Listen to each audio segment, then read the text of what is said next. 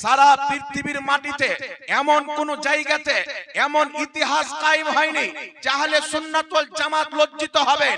খোদার কসম খেয়ে বলি, এই পৃথিবীর মানচিত্রে যেই জায়গাতে আহলে সুন্নাত ওয়াল জামাতের সামনে 72 ফিরকা ময়দানে এসেছে, আমার আল্লাহ পাক আহলে সুন্নাত ওয়াল জামাতকে বিজয় দান করেছেন। মুসলমান, ইতিহাসের পাতায় লেখা আছে বাংলায় কত মুনাজারা হয়েছে, উত্তর প্রদেশের মাটিতে হয়েছে, বিহারের মাটিতে হয়েছে।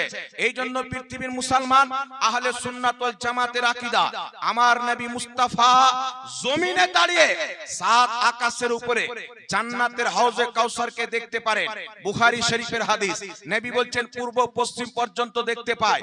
আপনি বলেন জাহান্নামে ৭৭,০০০ বছর পূর্বে একটি পাথর নিক্ষেপ করা হলো, ৭৭,০০০ বছর পর পাথরটি জাহান্নামের তলাতে গিয়ে পৌঁছিল, তার আওয়াজ আমার নবী আপন কানে শুনতে পায়।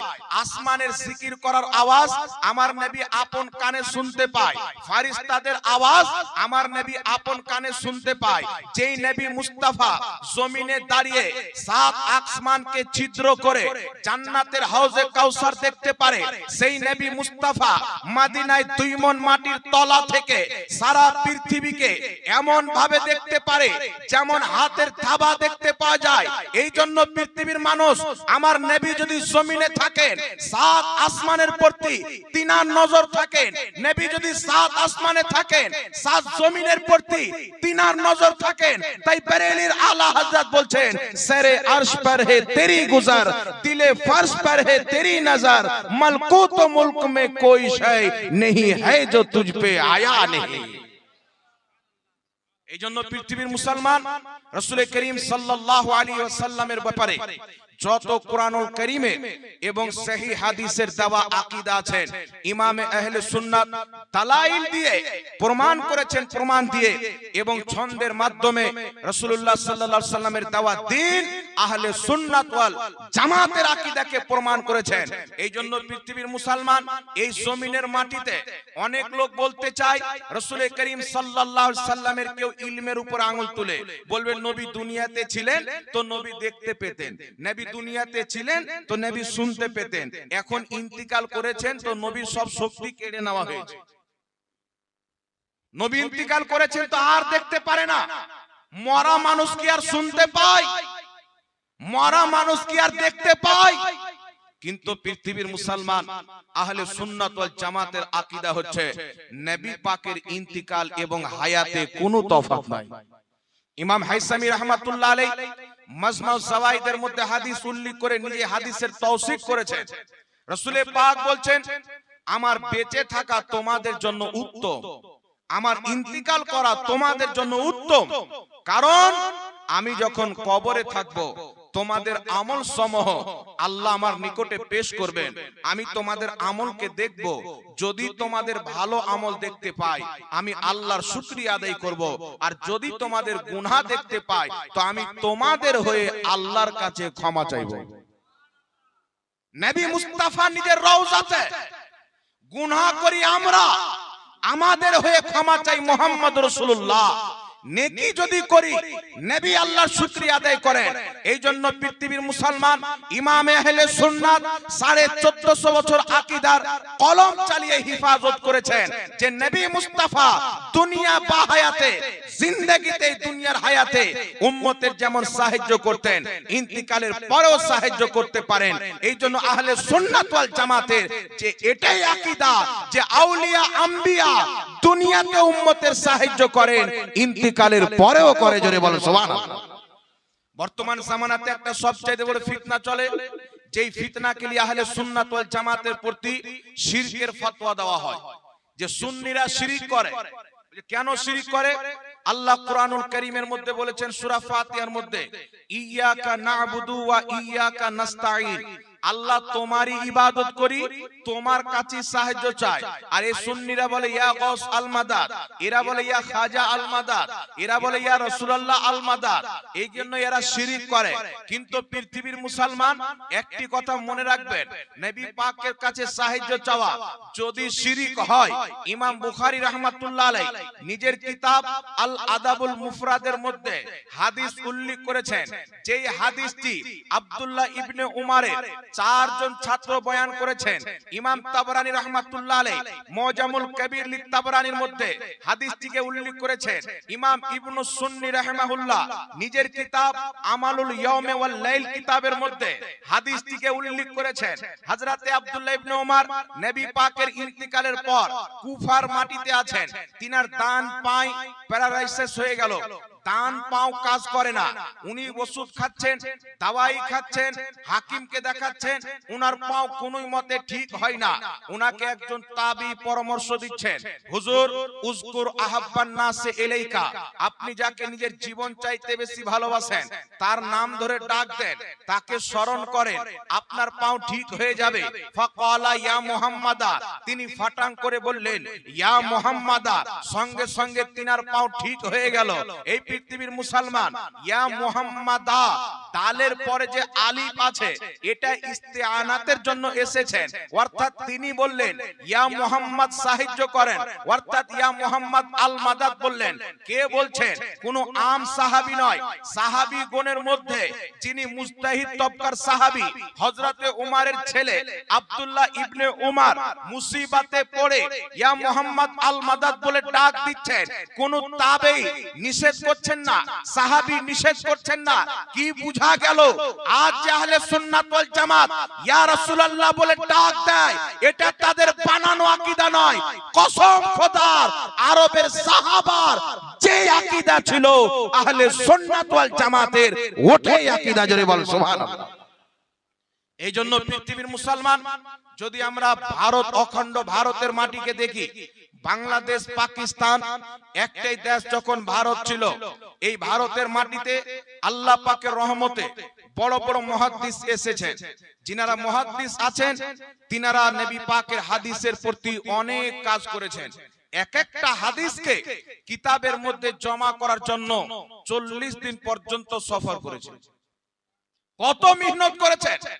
ইমাম সাহাবী রাহমাতুল্লাহ আলাইহি সিয়ারু আলামিন নুবালা কিতাবের মধ্যে লিখছেন, হযরতে ইয়াহইয়া বিন মাইন একজন বিশ্ববিখ্যাত মুহাদ্দিস, তিনি যখন ইন্তিকাল করলেন, মদিনা শরীফে ইন্তিকাল করলেন, তো কিছু লোক পরামর্শ করলেন যে নবী করিম সাল্লাল্লাহু আলাইহি ওয়াসাল্লামকে যেই খাটে, যেই তাখতে গোসল দেওয়া হয়েছিল, সেখানে ইয়াহইয়া বিন মাইনকেও গোসল দিতে হবে। অনেক লোক মতভেদ করলেন, না, যেখানে রাসূলের পাককে গোসল দেওয়া হয়েছে সেখানে অন্য উম্মতকে গোসল দেওয়া যাবে না। শেষ সিদ্ধান্ত হলো যে না, ঠিক আছে, তিনাকে গোসল দেওয়া যাবে, যেহেতু তিনি অনেক কাজ করেছেন। ইয়াহইয়া বিন মাইনকে ওই খাটে গোসল দেওয়া হলো যেই খাটে রাসূলের পাক সাল্লাল্লাহু আলাইহি সাল্লামকে গোসল দেওয়া হয়েছিল। উনার যখন জানাজা নিয়ে যেতে আরম্ভ হলো, জানাজার মধ্য থেকে আওয়াজ আসছে, ইয়াহইয়া বিন মাইন এমন একজন মুহাদ্দিস, আজ এমন একজন ব্যক্তির জানাজা উঠেছে যেই ব্যক্তি মিথ্যুকদেরকে মুহাম্মদ রাসূলুল্লাহ থেকে দূরে সরিয়ে দিয়েছে। জোরে বল সুবহানাল্লাহ। যারা নবীর নামে মিথ্যা হাদিস বয়ান করত, যারা নবী পাকের নামে মিথ্যাচার করত, তাদের সবাইকে ছাঁটাই করেছেন ইয়াহইয়া বিন মাইন। কত তিনারা পরিশ্রম করেছেন। 1000 লোক রাসূলুল্লাহর ব্যাপারে মিথ্যা মিথ্যা হাদিস বানিয়ে বলতেন, তিনাদেরকে খুঁজে খুঁজে কিতাবের মধ্যে লিখে দিয়েছেন, অমুক ব্যক্তি মিথ্যুক, অমুক ব্যক্তি ভালো, অমুক ব্যক্তি সহিহ, অমুক ব্যক্তি ভালো। মুহাদ্দিসিনে কেরাম এত কাজ করেছেন। পৃথিবীর মুসলমান এই ভারতের মাটিতে হযরতে খাজা মঈনুদ্দিন চিশতি রাহমাতুল্লাহ আলাইহি সহ একাধিক আউলিয়া কেরাম ইসলাম তো প্রচার করে দিয়েছিলেন, কিন্তু কোরআন হাদিসের জ্ঞান অতটা বৃদ্ধি পায়নি। যখন হযরতে শেখ আব্দুল হক মুহাদ্দিস দেহলভী মসজিদে নববী শরীফ মদিনার মাটিতে হাদিসের দর্শ দিতেন, নবী পাক সাল্লাল্লাহু আলাইহি সাল্লাম স্বপ্নে এসে বললেন, আব্দুল হক মুহাদ্দিস দেহলভী মদিনা ছেড়ে যাও, ভারতের মাটিতে গিয়ে হাদিসের জ্ঞান বন্টন করো, মানুষকে হাদিসের শিক্ষা দাও। হযরতে শেখ আব্দুল হক মুহাদ্দিস দেহলভী ভারতের মাটিতে নৌকাতে করে হাদিসকে বাক্সুতে ভরে এই ভারতের মাটিতে এনেছিলেন, যিনি ১৪ লক্ষ হাদিসের হাফিজ ছিলেন শেখ আব্দুল হক মুহাদ্দিস দেহলভী, যিনাকে দেওবন্দি নিজের আকাবির মানে, যিনাকে গায়র মুকাল্লিদ নিজের আকাবির মানে হযরতে শেখ আব্দুল হক মুহাদ্দিস দেহলভী নিজের কিতাব লুমআতুত তানকির মধ্যে লিখতেছেন। কি লিখতেছেন? আউলিয়া আম্বিয়ার ইন্তিকালের পর আল্লাহ তাবারাক ওয়া তাআলা তাদেরকে এমন রূহের শক্তি শরীর দান করে, ইন্তিকালের পর তাদের আত্মাকে আল্লাহ পাক আজাদ করে দেয়, তারা যেখানে ইচ্ছা সেখানে যেতে পারে। জোরে বলেন না সুবহানাল্লাহ। তারা যেখানে ইচ্ছা সেখানে যেতে পারে, এমন কি যে তারা নিজের পরিচিত ব্যক্তিদের সাহায্য করে থাকেন। এই জন্য পৃথিবীর মানুষ রাসূল পাক সাল্লাল্লাহু আলাইহি সাল্লাম বলছেন, যখন কোন ব্যক্তি জঙ্গলে পথ হারিয়ে যাবে, সেই ব্যক্তি বলবে আগিসুনি ইয়া ইবাদাল্লাহ, হে আল্লাহর বান্দা আমার সাহায্য করো, হে আল্লাহর বান্দা আমার সাহায্য করো। ইমাম নববী রাহমাতুল্লাহ আলাইহি লিখতেছেন যে আল্লাহর কিছু এমন বান্দা থাকে যে যারা তাদেরকে ডাক দেয় সাহায্যের নামে, তাদেরকে তারা সাহায্য করে থাকে। তো এই পৃথিবীর মুসলমান যে ব্যক্তি বলতে চায় যে আউলিয়া আম্বিয়ার ইন্তিকালের পর ইয়া গাউস আল মাদাদ বললে শিরক হবে, কসম খোদার দুনিয়াতে যত লামাযহাবী আছে, যত দেওবন্দি আছে, যেই কায়দাতে আহলে সুন্নাত ওয়াল জামাতের প্রতি শিরকের ফতোয়া দিতে চায়, আমি চ্যালেঞ্জ করে বলছি তাদের আকাবিরদের কিতাব থেকে তাদেরকে সেই কায়দাতে যদি মুশরিক না প্রমাণ করতে পারি, বাংলার মাটিতে ওয়াজ করব না। খোদার কসম খেয়ে বলি, আউলিয়া আম্বিয়ার ব্যাপারে আহলে সুন্নাত ওয়াল জামাতের যে আকীদা পাওয়া যায়, এই আকীদা ওয়াহাবীদের কিতাবও আছে, দেওবন্দীদের কিতাবেও লেখা আছে, তাদের কিতাবও লেখা আছে। এখন কি লেখা আছে? দেওবন্দি মতের সবচাইতে বড় আলিম আশরাফ আলী থানভী, যে নবী পাকের ইলমকে জীবজন্তু পশু পাখির সাথে তুলনা দিয়ে কুফরি করে জাহান্নামে গেছে, দেওবন্দিরা তাকে মুজাদ্দিদ মনে করে। এই আশরাফ আলী থানভী নিজের কিতাব হেকায়েতে আউলিয়া, যাকে আরওয়াহে সালাসা বলা হয়, এই কিতাবের মধ্যে লিখছেন দেওবন্দ মাদ্রাসার দুইজন মৌলবীর মধ্যে ঝগড়া হলো। ঝগড়া যখন বেড়ে গেল, কাসিম নানওতাবি, যার কবর দেওবন্দ মাদ্রাসার মধ্যে, সেই ব্যক্তি নিজের কবর থেকে বেরিয়ে এসে দুইজনের মীমাংসা করে আবার কবরে চলে গেল। কে লিখছে? আশরাফ আলী থানভী। প্রত্যেক তাবলীগী লোক, দেওবন্দি লোক তাকে নিজের মুজাদ্দিদ মনে করে। আমরা যদি আকীদা রাখি মুস্তাফা আজ পর্যন্ত নিজের কবরে জীবিত আছেন, যেখানে ইচ্ছা যেতে পারে, বলবে সুন্নিরা শিরক করছেন, ওর বাপ কবর থেকে চলে আসলো, কোনো সমস্যা নাই, আর যদি নবী চলে আসে তো শিরক হয়ে যায়। তো বাপের ইসলাম আমরা মানিনি, আমরা নবী মুস্তাফার ইসলামকে মেনেছি, তোমরা বাবার ইসলামকে মেনেছো, তাই তোমাদের বাবার ব্যাপারে আকীদা কবর থেকে আসতে পারে। আমরা নবীর ইসলামকে মেনেছি, তাই আমাদের আকীদা মুহাম্মদ রাসূলুল্লাহ ইন্তিকালের পরেও যেখানে ইচ্ছা যেতে পারে। আর একটু জোরে হবে না সুবহানাল্লাহ? এইবার চলে আসেন বিরাদর ইসলাম। একটি দল হচ্ছে গায়র মুকাল্লিদ। ইংরেজদের জামানা যখন ভারতের মাটিতে ছিল, ওয়াহাবীদের নোংরা আকীদার কারণে ভারতের মুসলমান তাদেরকে চায়ের দোকানে পর্যন্ত বসতে দিত না, মরে গেলে মাটি দিতে যেত না। এই ভারতের মাটিতে যখন তাদেরকে গুস্তাখে রাসূল বলে সব ঘৃণা করতে আরম্ভ করলো, আহলে হাদিস দলের লোকেরা ইংরেজি হুকুমাতের কাছে গেল। ইংরেজি হুকুমাতের যে সরকার ছিল তার কাছে গিয়ে বলছেন, আমাদের নাম আহলে ওয়াহাবি চেঞ্জ করে একটা নতুন করে নাম দাও। সিরাতে সানাইয়ার মধ্যে আহলে হাদিসদের গুরু সানাউল্লাহ আমৃতসরি লিখতেছেন, ইংরেজদের কাছে যখন গেলাম, ইংরেজরা বলল, যাও আজ থেকে তোমাদের নাম আহলে হাদিস দিয়ে দিলাম। তাদের কিতাবের মধ্যে লেখা আছে, আজ থেকে তোমাদের নাম আহলে হাদিস দিয়ে দিলাম। এই জন্য পৃথিবীর মুসলমান এই আহলে হাদিসদের সব চাইতে বড় ইমাম হচ্ছে ইবনে তাইমিয়া। ইবনে তাইমিয়ার ছাত্র হচ্ছে ইবনে কাইয়িম। ইবনে কাইয়িম নিজের কিতাব কিতাবুর রূহের মধ্যে লিখতেছে যে বড় বড় আলিমরা ইবনে তাইমিয়ার ইন্তিকালের পর আত্মার জগৎ থেকে ইবনে তাইমিয়া এসে বড় বড় আলিমদের সাহায্য করে গিয়েছেন, তাদের আপনার প্রশ্নগুলির উত্তর দিয়ে গেছেন। এই পৃথিবীর মুসলমান আমরা যদি বলি নবী ইন্তিকালের পর উম্মতের সাহায্য করতে পারে, আমরা নাকি মুশরিক হয়ে যায়। আমরা যদি বলি গস পাক সাহায্য করতে পারেন, তো আমরা মুশরিক হয়ে গেলাম। কিন্তু তার বাপ ইবনে তাইমিয়া সাহায্য করতে পারে, ও পাক্কা মুসলমান থেকে যায়। দেওবন্দীদের গুরু আশরাফ আলী থানভী লিখতেছেন কিতাবের মধ্যে, কাসিম নানতবী কবর থেকে এসে সাহায্য করে চলে গেল, তারা নাকি পাক্কা মুসলমান। এই পৃথিবীর মুসলমান এখান থেকে কি বোঝা যায়? এইগুলো মুসলমানের দল নয়, এরা হচ্ছে মুনাফিক। এরা যেইগুলো শক্তি নিজের বাপের ব্যাপারে মানে, তো তারা নিজেকে মুসলমান মনে করে, এটাকে তাওহীদ মনে করে। আমরা যদি নবীর ব্যাপারে মানি, বলছে এটা শিরিক হয়ে যাবে। কিন্তু আপনাকে বলতে চাই, আল্লাহর নবী ইন্তিকালের পর উম্মতের সাহায্য করতে পারেন, যেখানে ইচ্ছা যেতে পারেন। এটা কোনো বানোয়াট আকীদা নয়, এটাই হচ্ছে পূর্বের সালাফদের আকীদা। উঠান কিতাব ইমাম ইবনে হাজার আসকালানী নিজের কিতাব ফাতহুল বারির মধ্যে লিখতেছেন, বুখারী শরীফের শারার মধ্যে লিখতেছেন, ইমাম ইবনে হাজার আসকালানী লিখছেন, সালফে সালিহিনগণ নবী পাক সাল্লাল্লাহু আলাইহি সাল্লামকে স্বপ্নের জগতে দেখেছেন এবং ডাইরেক্ট দেখেছেন। আল্লাহর নবীকে নিজের জটিল প্রশ্নগুলি নবীর সামনে রেখে দিয়েছেন।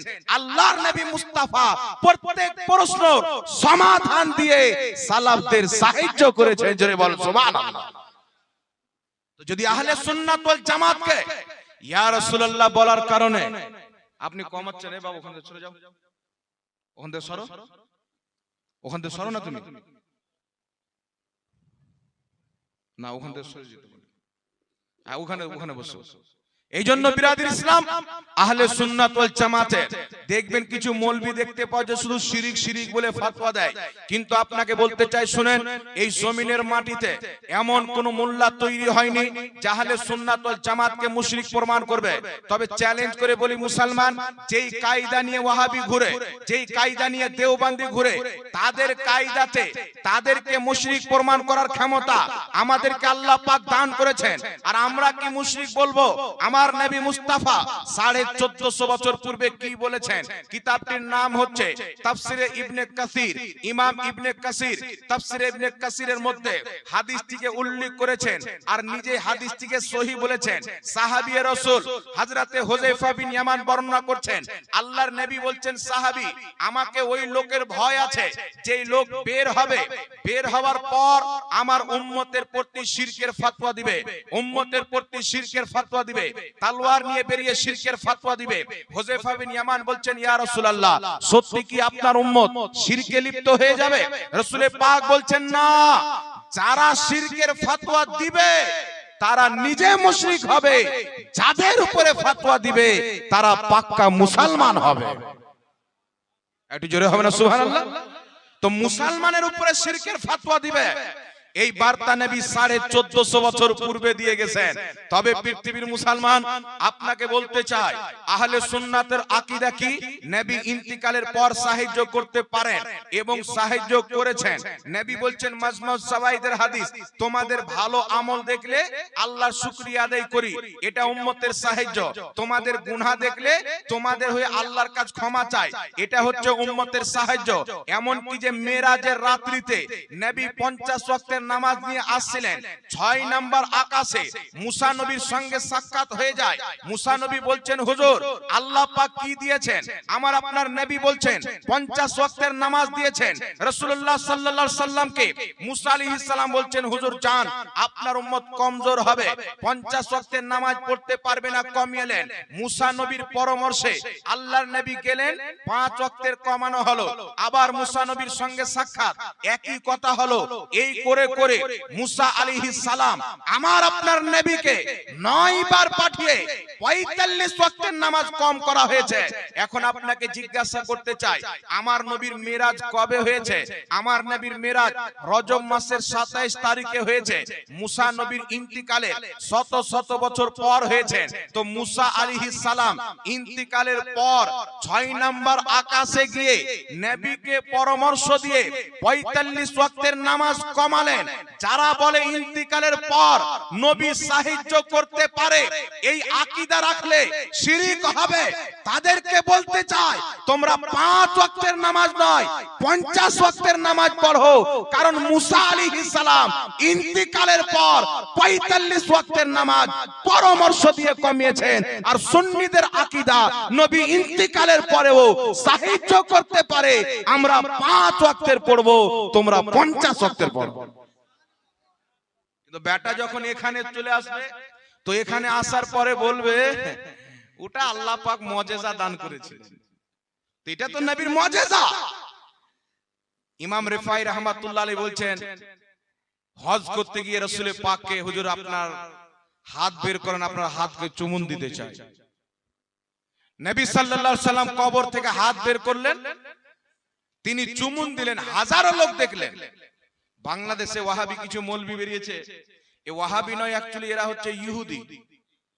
আমাদের লোক মনে করে দাড়ি যত লম্বা তত বড় আলিম হবে। এটা কিছু লোক মনে করে যত লম্বা দাড়ি তত বড় মৌলবি হবে। আবার কিছু মৌলবি বেরিয়েছে মাথায় ঘুমটা দিয়ে, ওর মোচার দাড়ি যদি না থাকে তো আমাদের লোক মনে করবে পাক্কা মহিলা। দেখবেন আরবের মাটিতে কিছু ইংরেজি কুকুর ঘুরছে দাড়ি ছেড়ে, এ সাধারণ লোককে ধরে নিয়ে বলছে ইয়া রাসূলুল্লাহ বলা যাবে না, হজ করতে এসে মদিনা নবীর কবর জিয়ারত করতে আসা যাবে না, তো যে খ্রিস্টানের বাচ্চা হবে ও মদিনা কেন জিয়ারত করতে যাবে? যে মুস্তাফার গোলাম হবে, হজ করবে কাবাতে, তার অন্তর পড়ে থাকবে মুস্তাফার দরবারে। যে সচ্চা পাক্কা নবীকে মাননে वाला হবে, কাবার চাক্কার লাগাবে, তার অন্তর নবীর দরবারে পড়ে থাকবে। কারণ যেই ব্যক্তি রাসূলুল্লাহকে মহব্বত করে, নবীর দরবার চাইতে পৃথিবীতে কোন জায়গা তার নজরের সামনে পড়তে পারে না।